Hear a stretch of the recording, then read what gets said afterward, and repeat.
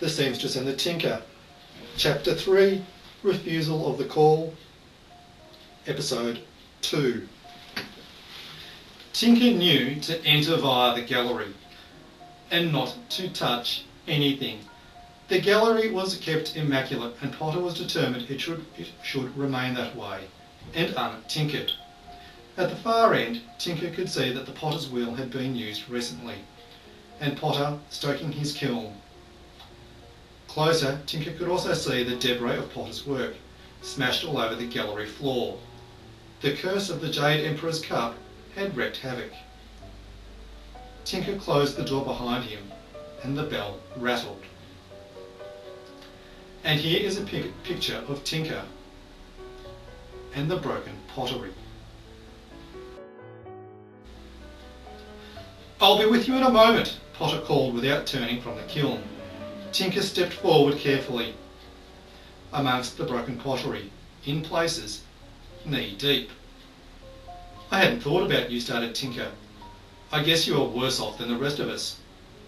Potter turned. "Tinker, I haven't seen you in ages, not since you set off on your last adventure. I hear you ended up in Wonderland."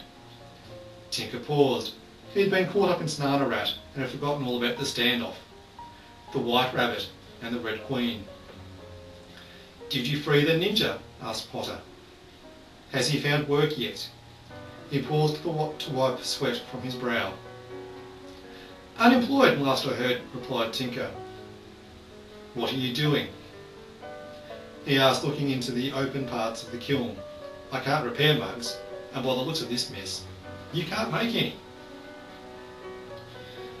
Potter had anticipated this conversation. It had been repeated daily since the first cups broke.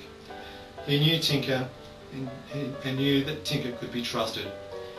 He knew that Tinker could be trusted with things a little different to normal. "I'm trying a few different things, mixing different clays together, adjusting the temperature, trying a few new and a few old glazes. I'm creating some great effects, but not creating any cups. Someone needs to do something about this."